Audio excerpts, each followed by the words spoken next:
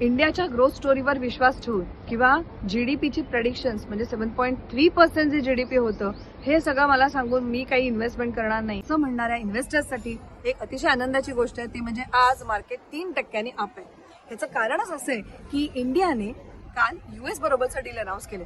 आतापर्यंत इंडियाने Australia, New Zealand, middle east, EU, Canada deal sign केलं आहे किंवा साईन करण्याची प्रोसेस चालू आहे. ह्या सगळ्याचा इम्पॅक्ट असं होणार आहे की India is a fastest growing economy. असं असताना वर्ल्ड जीडीपी 3.3 असताना आपला 7.3 होता. मात्र स्टॉक मार्केटमध्ये काहीच त्याचा इम्पॅक्ट न दिसल्याने इन्व्हेस्टर थोडे उदास होते. आता मात्र कालच्या डीलच्या अनाउन्समेंट नंतर FPI मोठ्या प्रमाणात इंडियामध्ये परत येण्याचे चान्सेस आहेत. अनेक बिझनेसेस ग्रो होण्याचे चान्सेस आहेत. इंडियाला वर्ल्ड इकॉनॉमीचं ग्रोथ इंजिन म्हणून पाहिलं जाते. हे सगळं असताना आम्ही इन्व्हेस्टर्सना परत तेच सांगतोय की लॉंग टर्म इन्व्हेस्टमेंट तुम्ही जेव्हा करताय म्हणजे 5 ते 10 वर्षाचे होरायझन ठेवून तुम्ही जेव्हा इन्व्हेस्टमेंट करताय तेव्हा टेम्पररी इम्पॅक्ट देणाऱ्या जिओ पॉलिटिकल सिनारिओमुळे मार्केटचा अफेक्ट होत असेल तर त्यामुळे पॅनिक होऊ नका, चुकीचे निर्णय घेऊ नका. अशा वेळी तुमचं असेट अलोकेशन पोर्टफोलिओ रिव्ह्यू करा आणि तुमच्या इन्व्हेस्टमेंट प्लॅनकडे तुम्ही लक्ष ठेवा rather than getting disturb with this ups and downs of market.